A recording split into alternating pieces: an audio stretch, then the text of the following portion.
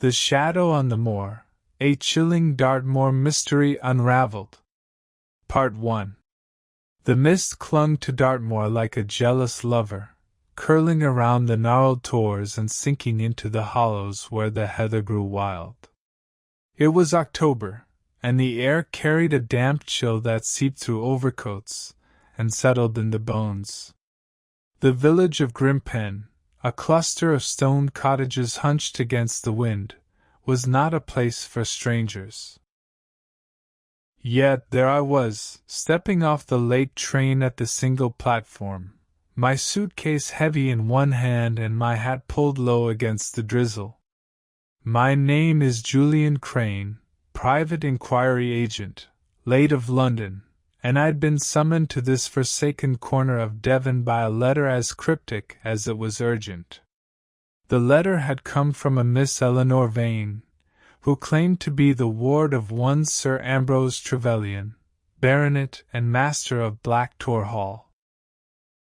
She wrote of disturbing occurrences and a sense of impending calamity, but offered no details, only a plea for discretion and a promise of generous payment. I'm not a man swayed by sentiment, but the prospect of a fat fee and a puzzle to unravel was enough to draw me from the smog of the city to this bleak wilderness. Besides, I'd heard whispers of Sir Ambrose, reclusive, eccentric, and rumored to dabble in things best left alone. A case like this could be a diversion from the usual divorces and debt collections.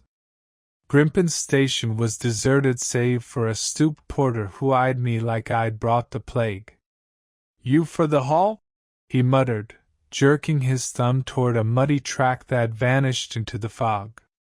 I nodded, and he pointed me to a horse-drawn trap waiting outside, its driver a silent figure in a hooded cloak. The ride was a jolting hour, the moor's silence broken only by the creak of wheels and the occasional cry of some unseen bird. Black Tor Hall loomed suddenly out of the mist, a sprawling pile of granite and ivy, its windows glowing faintly like the eyes of a beast crouched in the dark. I was shown into a cavernous hall by a butler who looked as if he'd been carved from the same stone as the walls.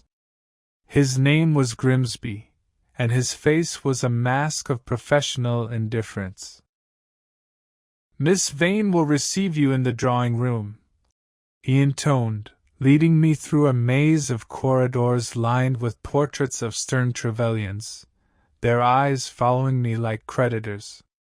The drawing-room was warmer, with a fire crackling in a massive hearth, but the air was thick with tension, like a room waiting for a storm.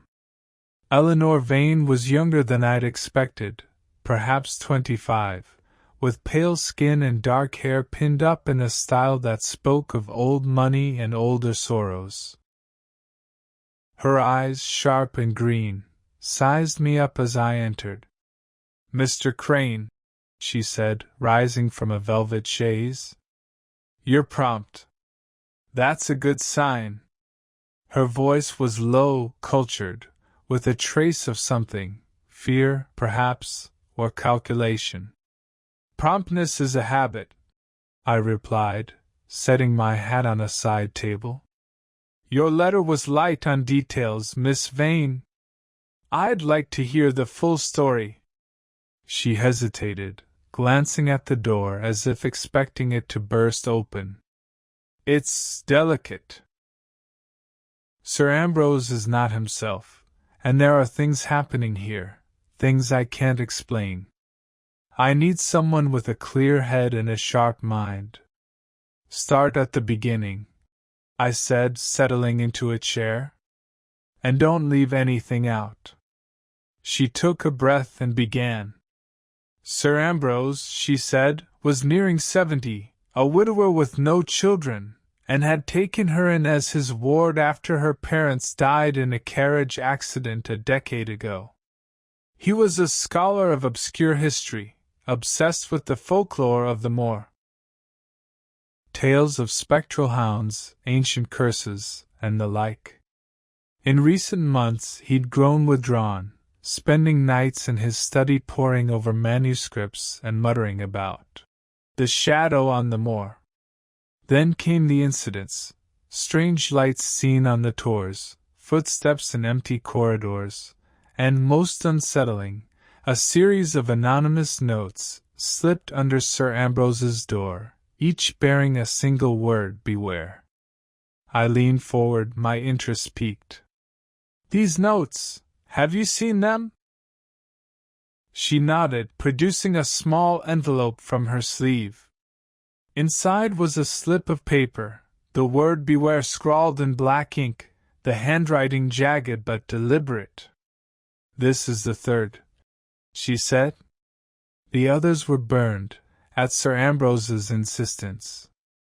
"And his reaction?" "He's terrified, Mr. Crane. He locks himself in his study, refuses visitors, and speaks of a reckoning. I fear for his mind, and his life." Before I could press further, the door opened, and a man entered. He was tall, lean, with a face like a hawk's, sharp features, piercing gray eyes, and a thin mouth that suggested he rarely smiled. Eleanor introduced him as Dr. Lionel Hurst, the local physician and a frequent guest at the hall. "Miss Vanes told me of your arrival," he said, his tone clipped. "I trust you'll tread lightly. Sir Ambrose is frail, and undue excitement could be dangerous." "I'm here to help, not harm," I said, meeting his gaze. There was something in his eyes. Wariness, or perhaps something darker. I filed it away for later. The next to appear was Mrs. Clara Dunstan, the housekeeper, a stout woman in her 50s with a face like a closed book. She brought tea, her movements precise, but her eyes darted between Eleanor and Hurst as if weighing their words. Grimsby, the butler, hovered in the background, silent but watchful. The room felt like a chessboard, each piece waiting for the other to move. Eleanor resumed her story. A week ago, Sir Ambrose had received a visitor, a man named Rupert Caulfield, a dealer in rare books who'd come to discuss a manuscript Sir Ambrose had acquired. Caulfield had left after a heated argument, and that night, the first note appeared. Since then, Sir Ambrose had barred Caulfield from the hall, but Eleanor suspected the man was still lurking nearby, perhaps in Grimpen. "Caulfield's a possibility," I said. "Anyone else with a grudge?" Eleanor hesitated. "There's Mr. Gideon Marsh, a tenant farmer. He's been at odds with Sir Ambrose over land rights. He's a rough sort, and I've seen him watching the hall from the moor." Hurst snorted. "Marsh is a brute, but he's no mastermind. This business with the notes smacks of cunning. Or desperation," I countered. "I'll need to speak with Sir Ambrose."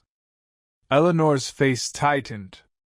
"He's resting now, but I'll arrange it for tomorrow. In the meantime, you'll stay here. Grimsby will show you to your room."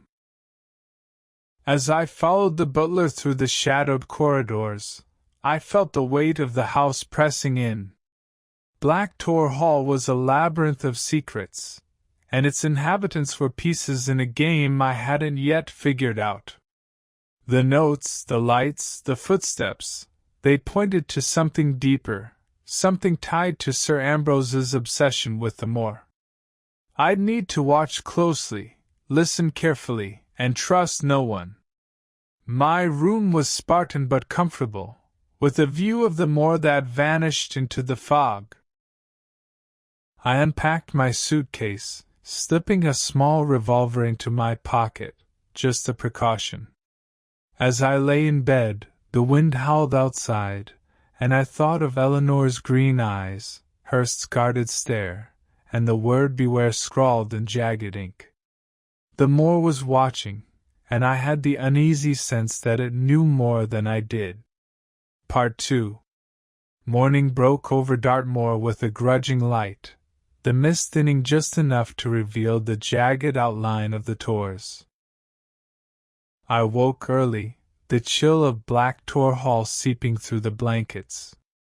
My dreams had been restless, filled with fleeting images of scrawled notes, and eyes glinting in the dark.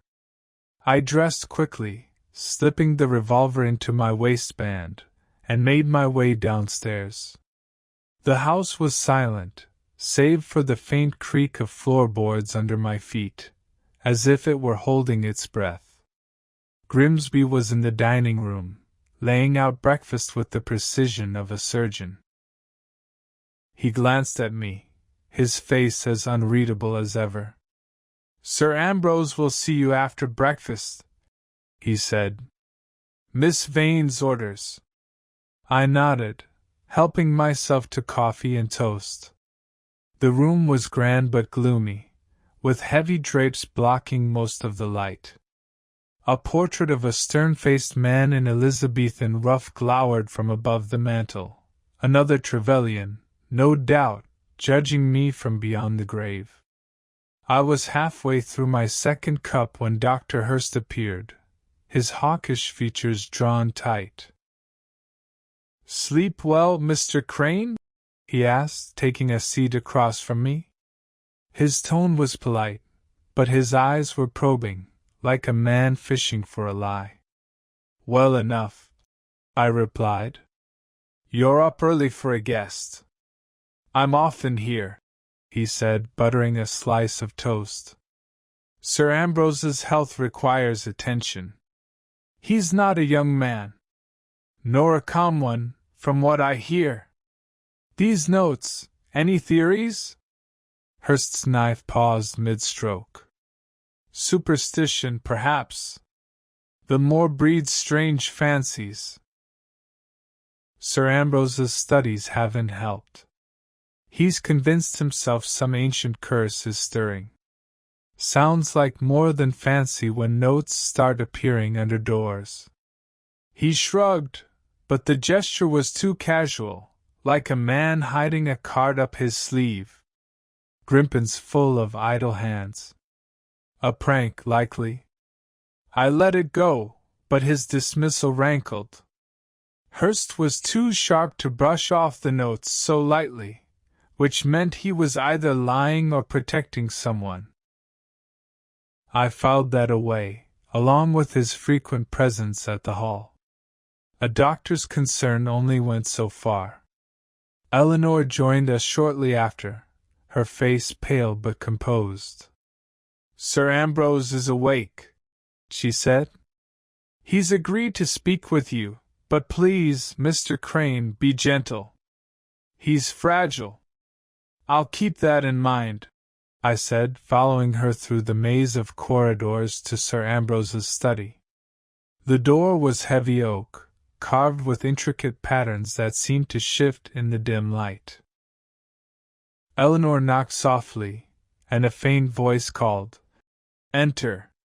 Sir Ambrose Trevelyan was a wisp of a man, hunched in a high-backed chair behind a desk cluttered with books and papers. His hair was white and thin, his eyes sunken but bright with a feverish intensity. The room smelled of old leather and candle wax, and a fire burned low in the grate, casting shadows that danced across the walls. "Mr. Crane," he said, his voice reedy but sharp. "Eleanor tells me you're here to meddle in my affairs." "To help," I corrected, taking the chair he gestured to. "Miss Vane's worried about you." "So am I, after what she's told me." He waved a bony hand, dismissing the concern.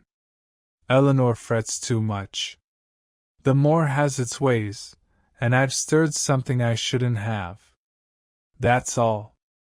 "Stirred what, exactly?" His eyes darted to the window, where the moor stretched gray and endless. "The shadow," he whispered. It's in the old tales, something older than the Tors, older than men. I found a manuscript, you see, in a monastery ruin. It speaks of a pact, a debt unpaid. And now it's come for me. I leaned forward, keeping my voice steady. This manuscript, where is it? Safe, he snapped, his hands trembling. But the notes, they know. Someone knows. Show me the manuscript, I said.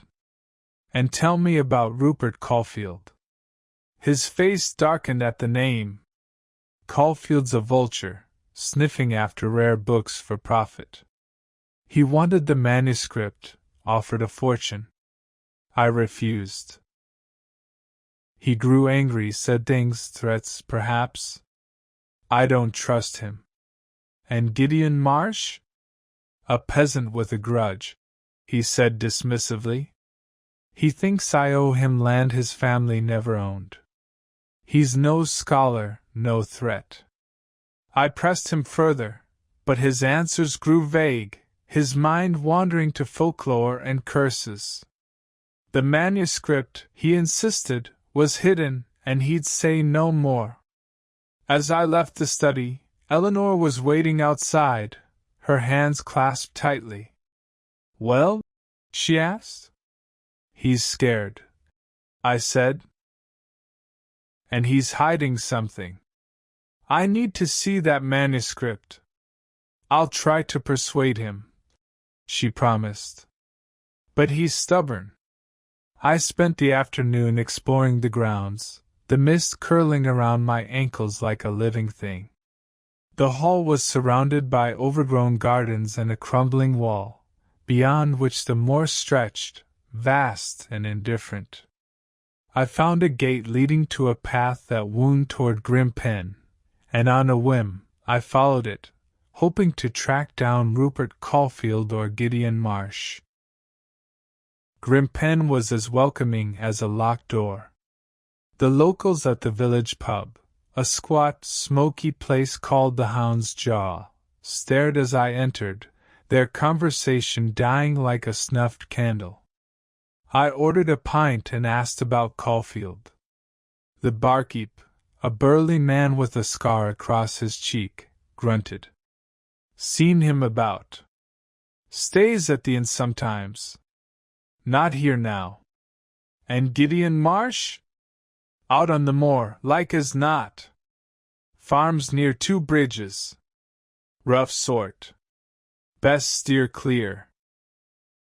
I left the pub with more questions than answers and headed back to the hall as dusk fell. The moor was darkening, the tors looming like silent sentinels. Halfway back, I heard footsteps behind me, soft, deliberate. I turned, but the path was empty, the mist swallowing any sign of pursuit. My hand rested on the revolver, but I kept walking, the hairs on my neck prickling. Dinner at the hall was a strained affair. Eleanor was quiet, her eyes flicking to Sir Ambrose, who picked at his food and muttered about debts. Hurst was his usual sharp self, steering the conversation to local history, but I caught him watching me when he thought I wasn't looking. Mrs. Dunstan served the meal, her face a mask, while Grimsby poured wine with the solemnity of a priest. The air was thick with unspoken words, and I felt like a man playing poker with a stacked deck. After dinner, I cornered Grimsby in the hall. "You've been here a long time," I said. "Heard anything out at night? Footsteps, maybe?" His eyes narrowed, but he answered smoothly. "The hall creaks, sir. Old houses do. Nothing more." "And the notes? Seen anyone near Sir Ambrose's study?" "I keep my eyes on my duties," he said, and slipped away before I could press him. I retired to my room, locking the door and wedging a chair under the handle. The moor was silent now, but I couldn't shake the feeling of being watched.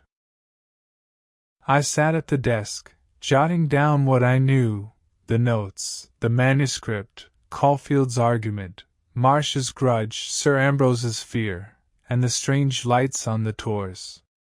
There was a pattern here, but it was like trying to read a book through fog.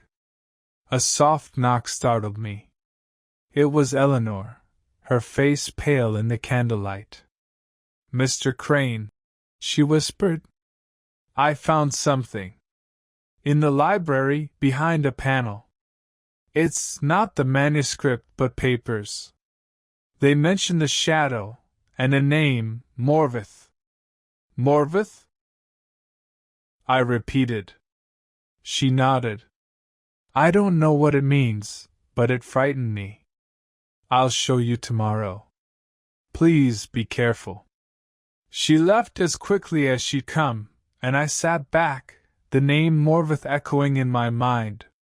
The pieces were starting to move, but the board was still murky.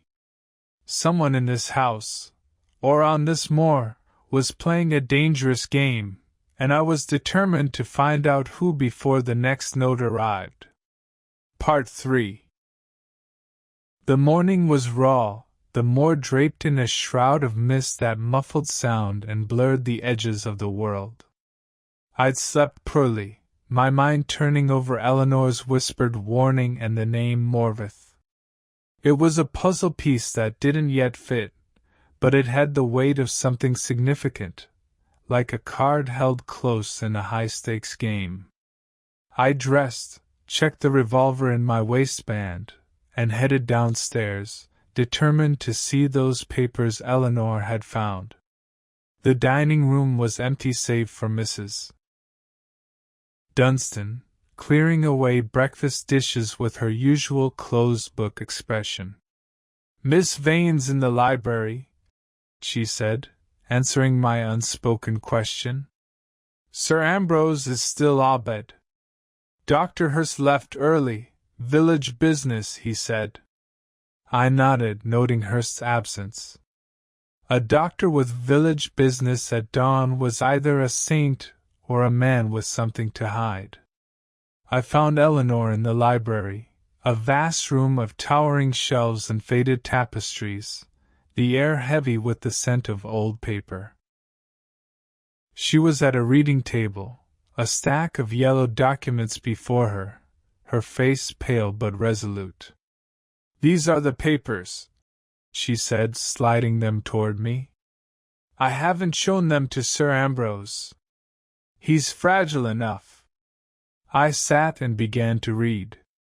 The documents were a mix of letters and journal entries, penned in a spidery hand that matched the era of the Elizabethan Trevelyan in the dining-room portrait.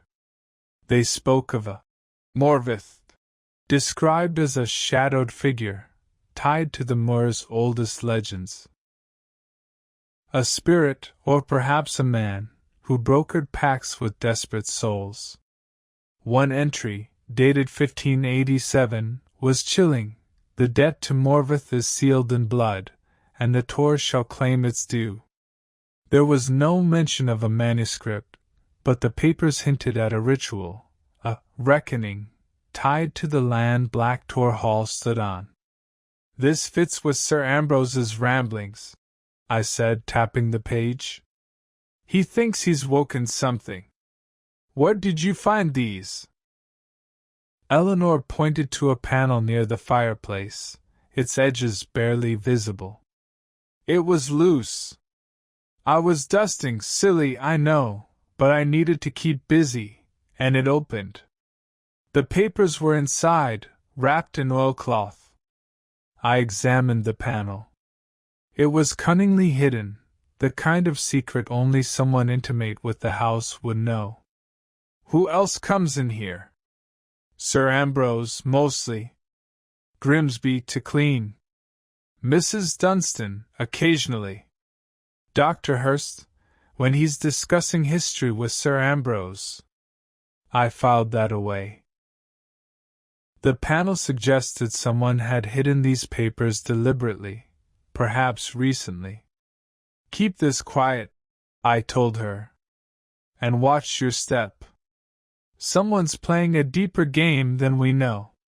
She nodded, her green eyes sharp with worry. What will you do? Find Rupert Caulfield, I said. And Gideon Marsh.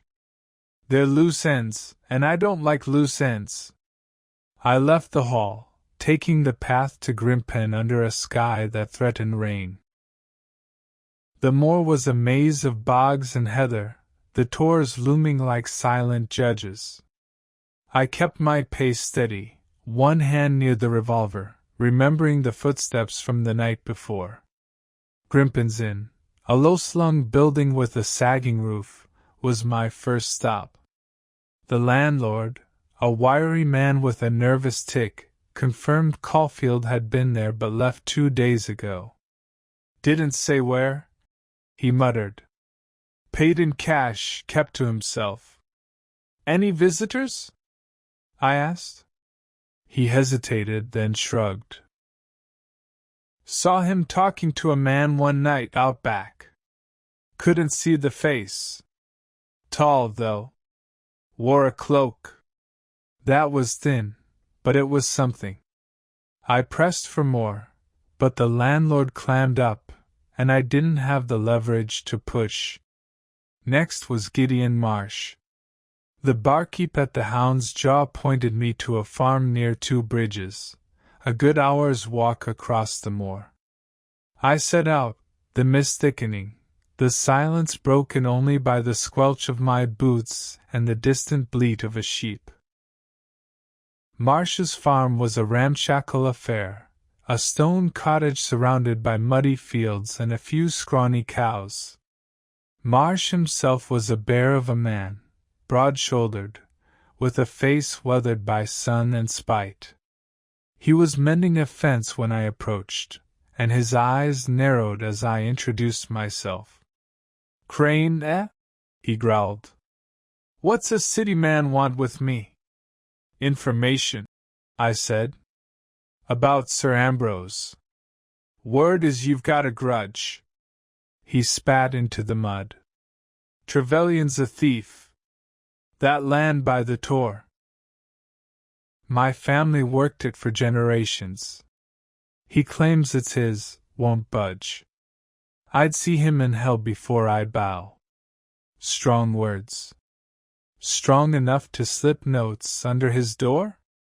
Marsh's face darkened. Notes? I don't play games. If I've a mind to settle scores, I do it face to face. Where were you last week, Knights? Here, he said. Asked my wife. I don't traipse about in the dark like some fool. I studied him. His anger was real, but it was blunt, not the cunning behind the beware notes. Still, I didn't trust him. Stay clear of the hall, I warned. And if you hear of Rupert Caulfield, send word. He muttered something unprintable and turned back to his fence. I headed back to the hall, the moor growing darker as clouds rolled in. Halfway there, I saw a flicker of light on a distant tor, a brief, cold gleam, like a signal. I froze, watching, but it didn't come again. My gut told me it wasn't a trick of the mist.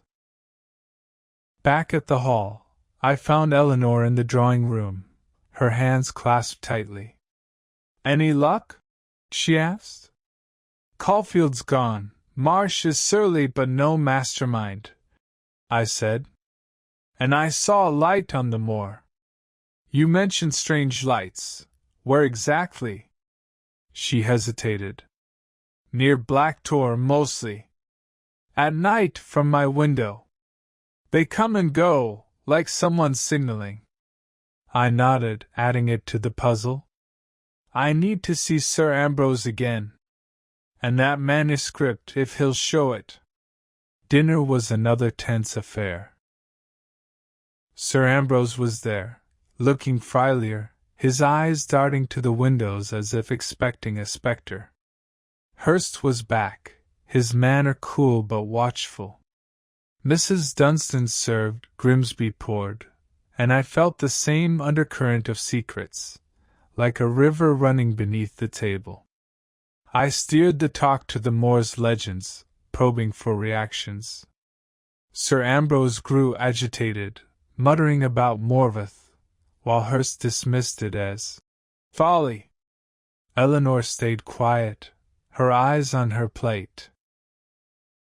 After dinner, I cornered Hurst in the hall. "You're here a lot for a village doctor," I said. "What's your stake in this?" His eyes flashed, but his voice was steady. "Sir Ambrose is my patient. His health is my concern. You're stirring trouble, Crane, and I don't like it." "Noted," I said, holding his gaze. "But I'm not the one writing beware." He walked off, leaving me with the sense I'd hit a nerve. I went to Sir Ambrose's study, where he was alone, staring into the fire. "I need the manuscript," I said bluntly. "And the truth about Morveth." He flinched, his hands gripping the chair. "You've been digging," he whispered. "Morveth is a name from the dark. The manuscript, it's a record, a warning. I bought it from a dealer in London, not Caulfield. But he knew of it, wanted it. I refused, and then the notes began. 'Where is it?' 'Hidden,' he said. 'Safe. But the shadow knows. It's watching.' He wouldn't say more, and I left him to his fears.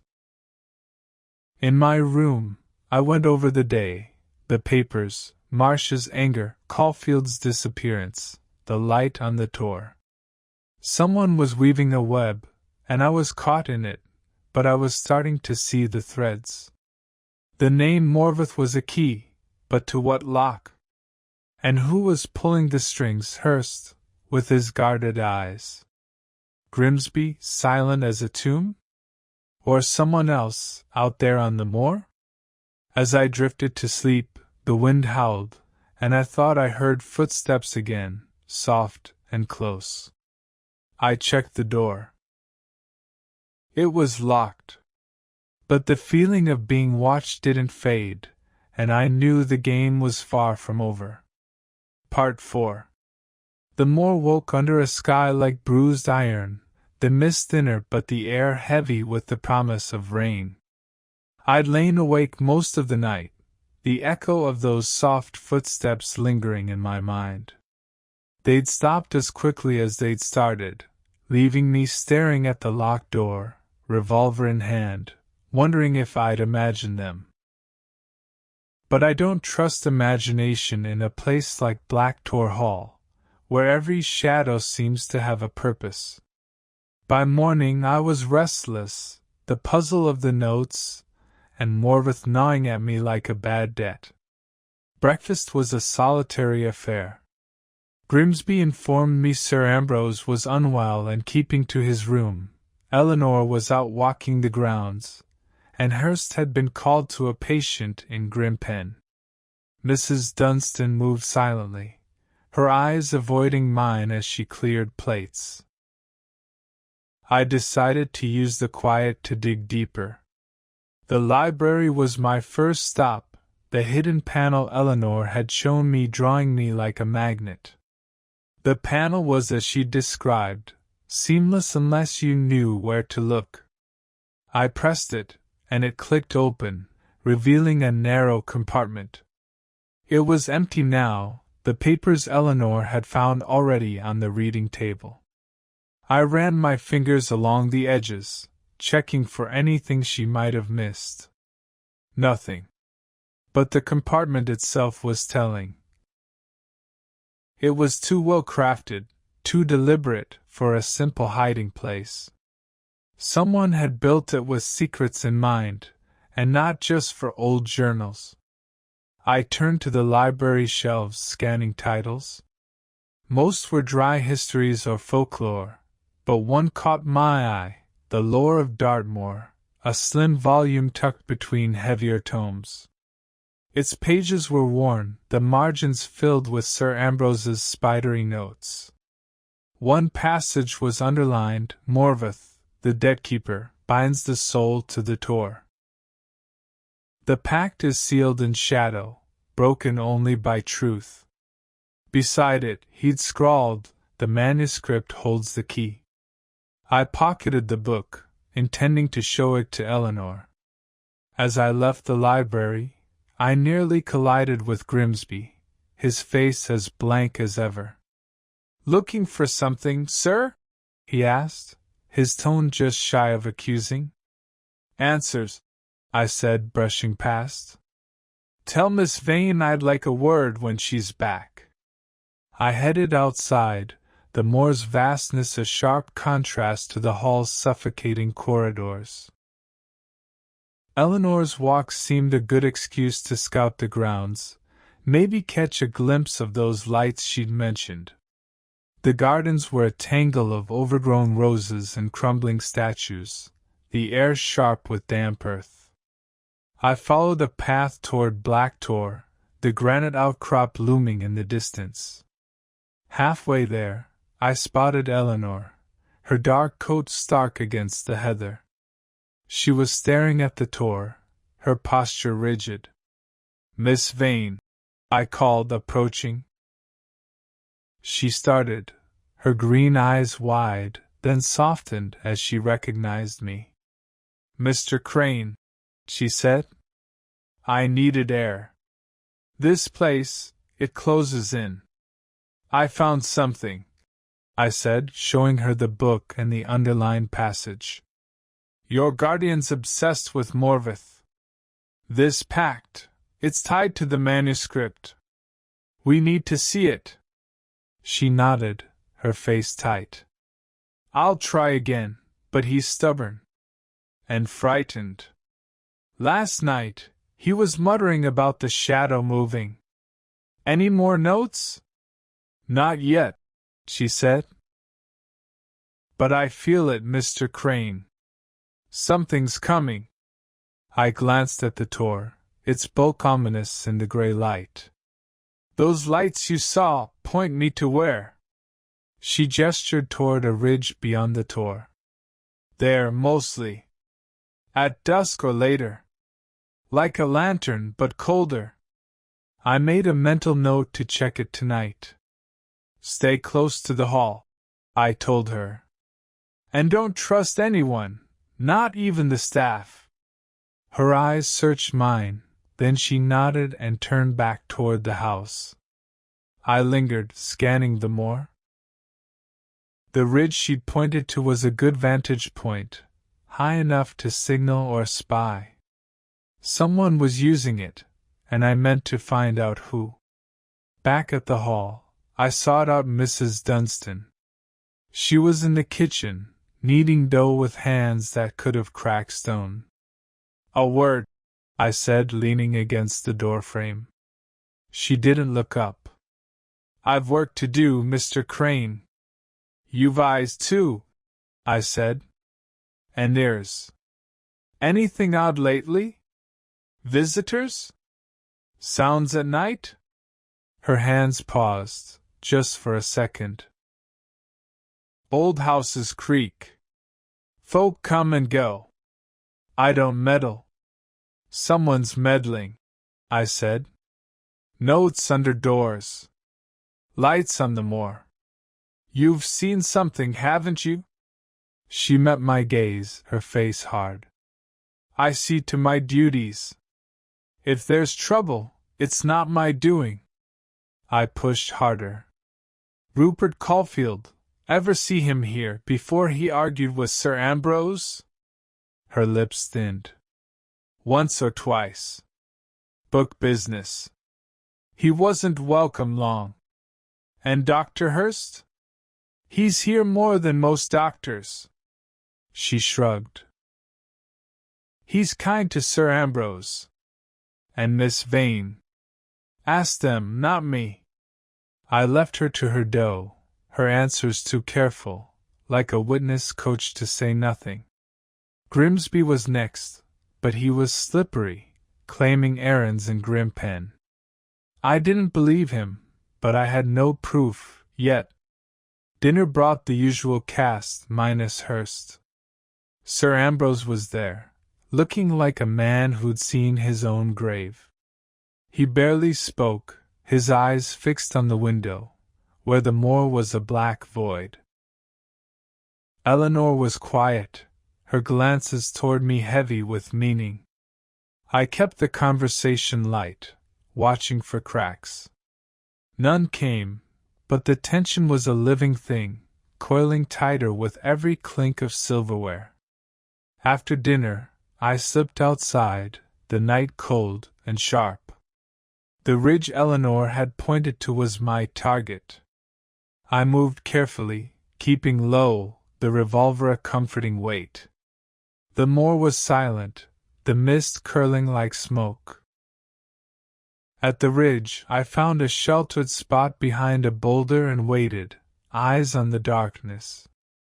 An hour passed, then two. Just as I was about to give up, a light flickered, brief, cold, exactly as Eleanor described. It came from the tor itself, not the ridge. I marked the spot, my pulse quickening. Someone was out there, and they weren't sightseeing. I made my way back, the hall's lights faint through the mist. Inside, I checked my room. Nothing disturbed, but the chair under the door handle was a habit now. I sat at the desk, piecing together what I had, the Morveth legend, the manuscript, Caulfield's greed, Marsh's grudge, Hurst's evasiveness, the staff's silence, and now the light on the tor. The notes were the thread tying it all, but who was pulling it? And why? A knock broke my thoughts. It was Eleanor, her face pale. Another note, she whispered, handing me a slip of paper. The same jagged handwriting, the same word. Beware. It was under Sir Ambrose's door, just now. Who's been near his study? I asked.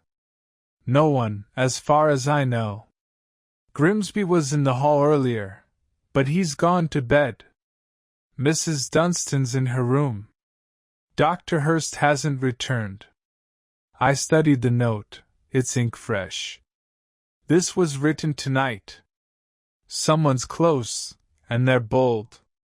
What does it mean? She asked, her voice trembling. It means we're getting warm, I said. And they don't like it. Tomorrow, I'm going to the tor. And I'm getting that manuscript, one way or another.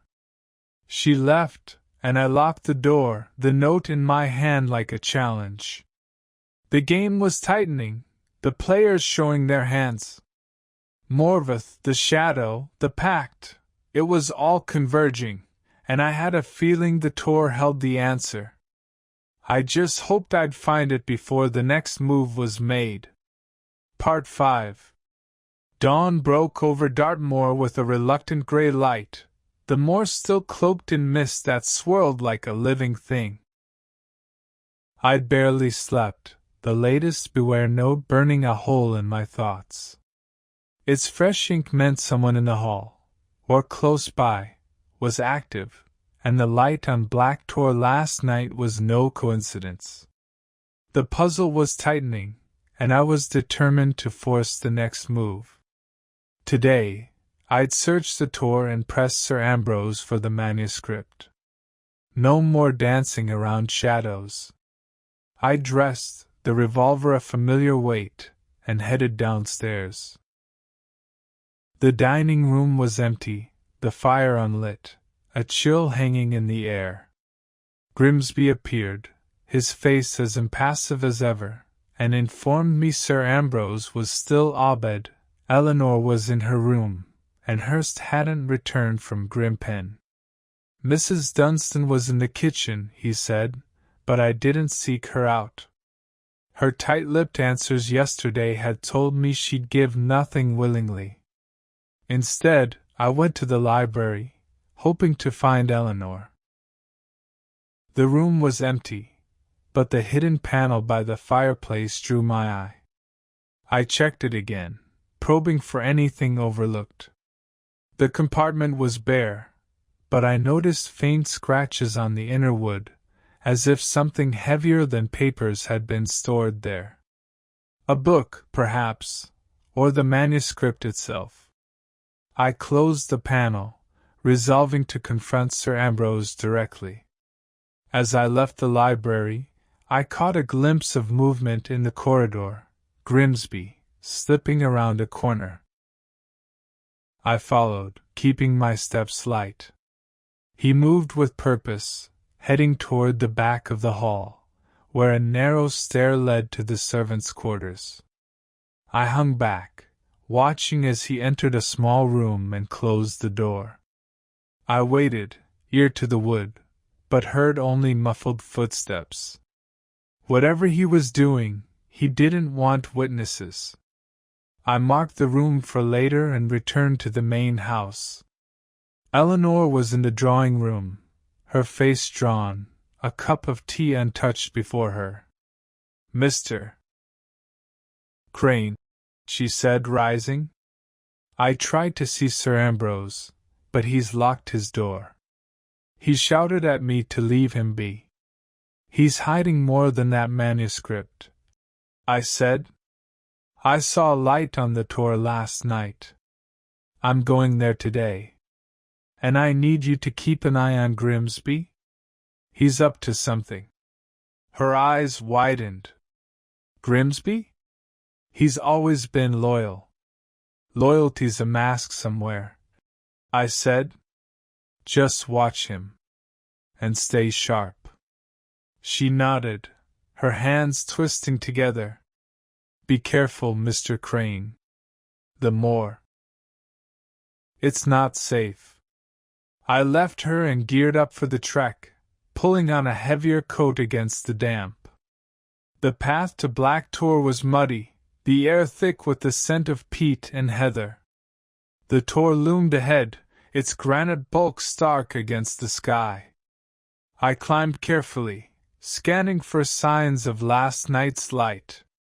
Near the summit, I found a flattened patch of grass, as if someone had stood there for hours.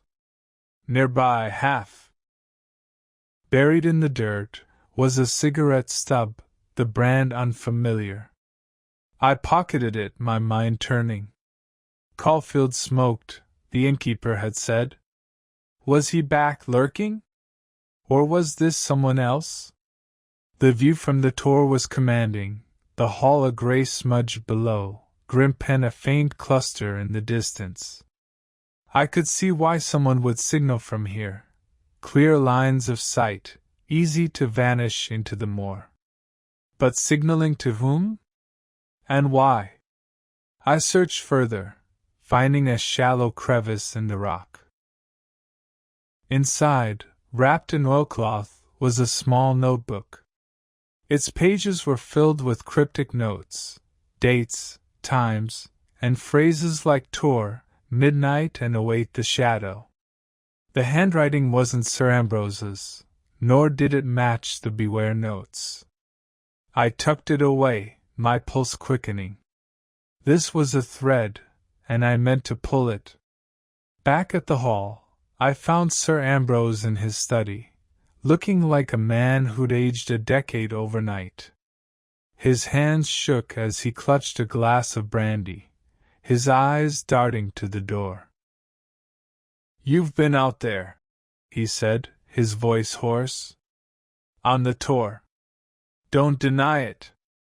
"I'm not," I said, taking a seat. "I found something. A notebook hidden. Someone's been using the Tor, and it's tied to your notes. Show me the manuscript, Sir Ambrose." "Now." He flinched, his face crumpling. "It's cursed," he whispered. "I should have burned it. Morveth, the pact, it's real." "Then let me see it," I pressed. "If it's the key, I need to know. He hesitated, then shuffled to a bookshelf, pressing a hidden catch. A compartment opened, revealing a slim, leather-bound volume. He handed it to me, his hands trembling. Take it. But don't say I didn't warn you. The manuscript was old, its pages brittle, written in a mix of Latin and archaic English. It detailed a ritual, pact with Morvith, binding the Trevelyan line to the Moor in exchange for power. The debt, it said, would be claimed in time, marked by signs. Lights, shadows, warnings. I skimmed it, my mind racing. Sir Ambrose's fears weren't just superstition. This was what the notes were playing on, someone exploiting the legend to terrify him. Who else knows about this? I asked. Caulfield, he said. He saw it, wanted it. And Hurst. I showed him months ago. He called it nonsense, but he read it. I nodded, the pieces shifting. Hurst, with his frequent visits, his sharp eyes. Caulfield, with his greed. And that notebook, whose was it? I thanked Sir Ambrose and left, the manuscript heavy in my coat. Dinner was a grim affair. Hurst was back, his manner cool but strained. Eleanor watched him closely, as I'd asked, while Sir Ambrose barely touched his food, his eyes fixed on the darkness beyond the windows. Grimsby served, his movements precise, but I caught him glancing at Hurst, a quick, guarded look that vanished as soon as it came. Mrs. Dunstan was absent, pleading a headache. The air was thick with suspicion, and I felt like a man walking a tightrope. After dinner, I cornered Eleanor in the hall. Grimsby's been sneaking around, I said. And Hurst, he knows about the manuscript. Did you see anything today? She nodded, her voice low. Grimsby went to that back room again, after you left. And I saw Hurst with a letter in the drawing room. He burned it when he thought no one was looking. Good work, I said. Keep watching. I'm going to shake the tree. I found Hurst in the library, leafing through a book. A word, Doctor, I said, closing the door. You've been holding out. You knew about the manuscript. And Morvith. His eyes narrowed, but he didn't flinch. Sir Ambrose's fancies, he said. I read it to humor him. It's folklore, nothing more. Then why burn a letter today? I shot back. And why's Grimsby jumping at your shadow? He stiffened, his face a mask. You're overstepping, Crane. I've no letters to burn, and Grimsby's no concern of mine. We'll see, I said, leaving him to stew. I didn't trust his calm. It was too practiced, like a man who'd rehearsed his lines. In my room, I studied the manuscript and notebook again. The manuscript was the heart of it, the legend someone was twisting. The notebook suggested a plan, a schedule. I checked the latest entry, tonight tour 11. My watch read 9:30. I grabbed my coat and slipped out, the Moor swallowing me in its darkness. At the tour, I hid behind the same boulder, the revolver ready. The night was still, the mist thin. At 11 sharp, a figure appeared, tall, cloaked, moving with purpose. They lit a lantern, the cold light I'd seen before, and held it high, signaling. A second figure emerged from the shadows below, too far to identify. They spoke briefly, then parted, the lantern doused. I stayed put, my heart pounding. The game was in motion, and I was close, too close, to the truth. Part 6. The moor was a black sea under a starless sky, the Tor a silent sentinel as I crouched in its shadow, the revolver cold in my hand. The meeting I'd witnessed, two figures, a lantern's cold gleam, a hushed exchange, had lit a fuse in my mind. The notebook's cryptic entries, the manuscript's dark legend, the beware notes, all pointed to a scheme that was no longer just a puzzle but a trap closing fast. I had to move, and move now, before the players slipped into the mist for good. I made my way back to Black Tor Hall, the night pressing close, every rustle of heather a warning. The hall's windows glowed faintly, like eyes half-lidded with secrets. Inside I locked my door and spread out what I had, the manuscript, the notebook, the cigarette stub, and the latest beware note. The manuscript was the key, its tale of Morveth and the Trevelyan packed the bait someone was using to unravel Sir Ambrose. The notebook was a plan, its dates and signals proof of conspiracy. The cigarette stub tied to Caulfield, maybe? And the note, fresh ink, jagged hand, meant the culprit was close, likely within these walls. I needed to force their hand. First, I sought Eleanor, finding her in the drawing room, her face pale in the firelight. "Mr. Crane," she whispered, "Sir Ambrose is worse. He's locked himself in his study, raving about Morveth." "Listen," I said, keeping my voice low. "I saw two people on the Tor tonight." One signaled, one answered. "The notebook I found. It's a schedule. Someone's orchestrating this, and I think it's about the manuscript. I need you to get Sir Ambrose out of his study. Tell him I've found the truth about Morveth. Bring him to the library." Her eyes widened, but she nodded. "What about Hurst? Or Grimsby?" "Leave them to me," I said. "And watch your back." Next, I tracked down Grimsby, who was polishing silver in the dining room, his movements mechanical. "A word," I said, blocking the door. "You've been sneaking to that back room. And you're cozy with Hurst. What's the game?" His face stayed blank, but his hands stilled. "I've no game, sir. My duties keep me busy." "Duties like slipping notes under doors?" I pressed, holding up the latest beware. "This was written last night. You were in the hall." He flinched, just a flicker, but it was enough. "I don't know what you mean," he said, but his voice was too tight. "We'll see," I said, letting him go. He'd crack, but I needed more than a hunch.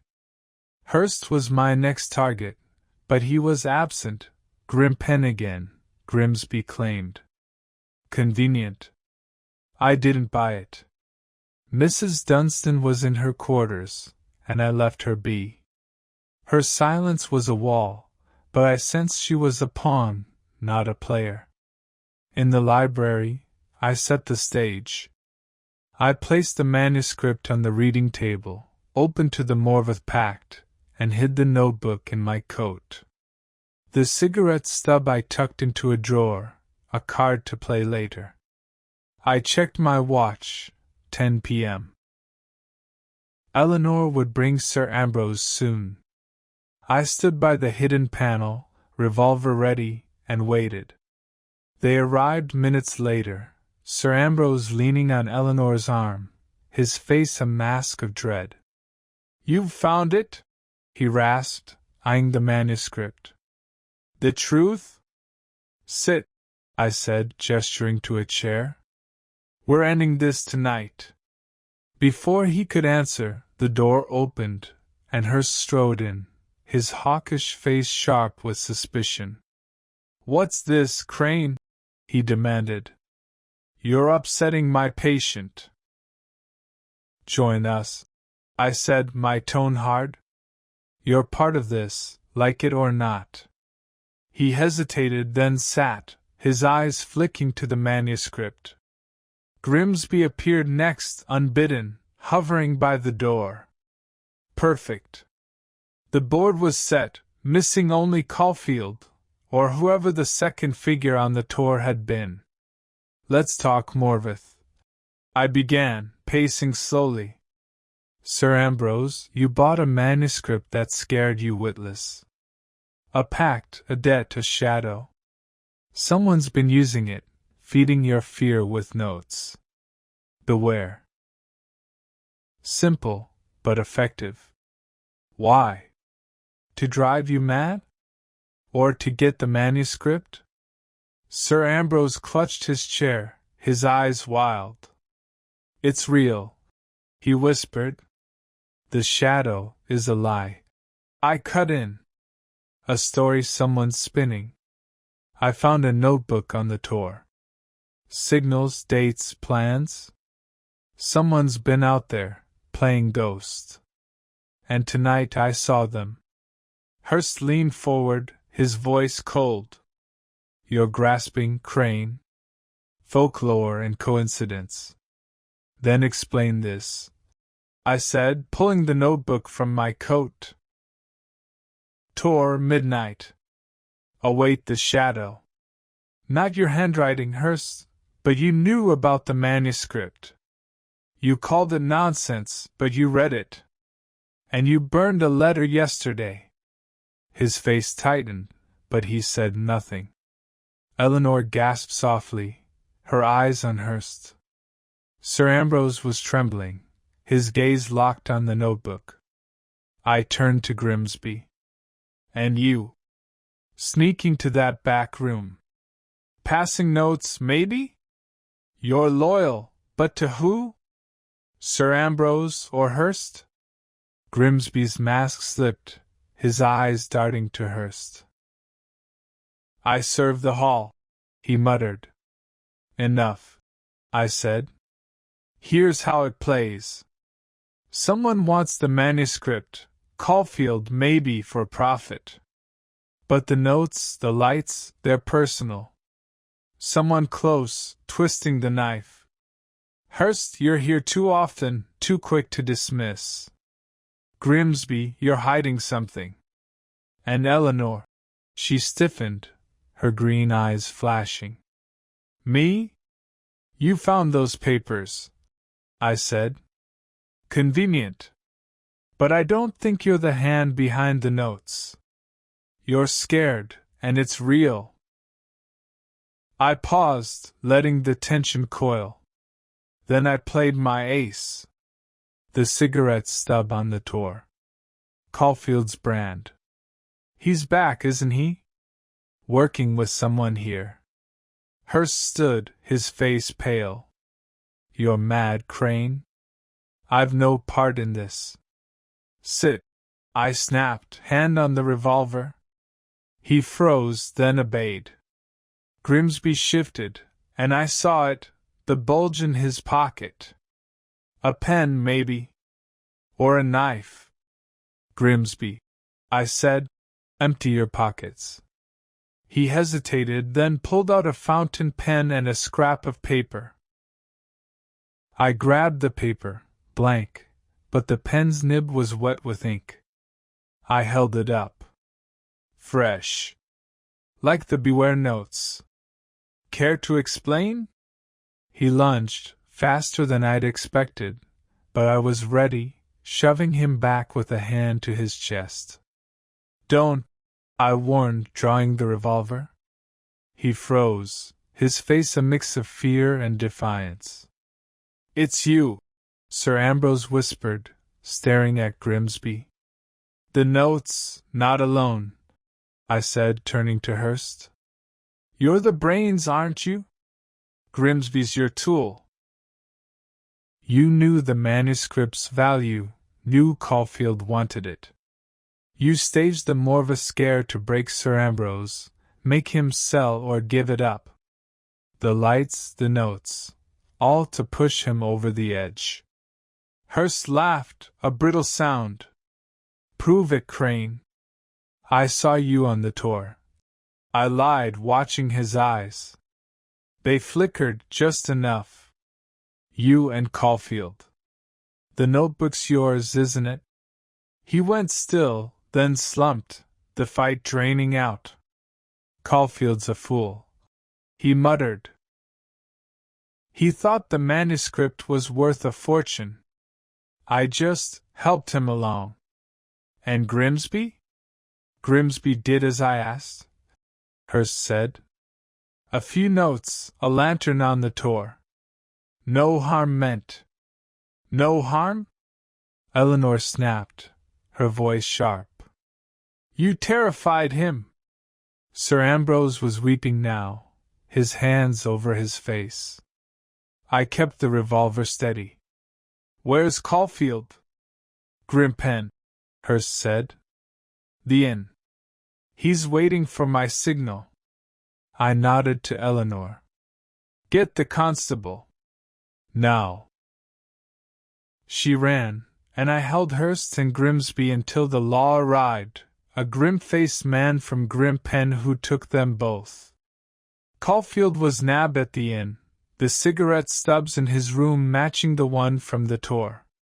The manuscript stayed with Sir Ambrose, who burned it the next day, claiming it was cursed. I didn't argue. Some truths are better ashes. I left Black Tor Hall as the mist lifted, the moor stretching wide and quiet. Eleanor thanked me, her eyes clear for the first time. Sir Ambrose would recover, she said. I hoped so. As the train pulled away from Grimpen, I lit a cigarette and watched the tours fade, the shadow on the moor nothing but a story, unraveled by a sharp eye and a steady hand. Thank you for listening to The Shadow on the Moor. If you enjoyed this tale of mystery and intrigue, please give this video a thumbs up and subscribe to Porchlight Tales for more gripping stories. Your support keeps the lantern burning.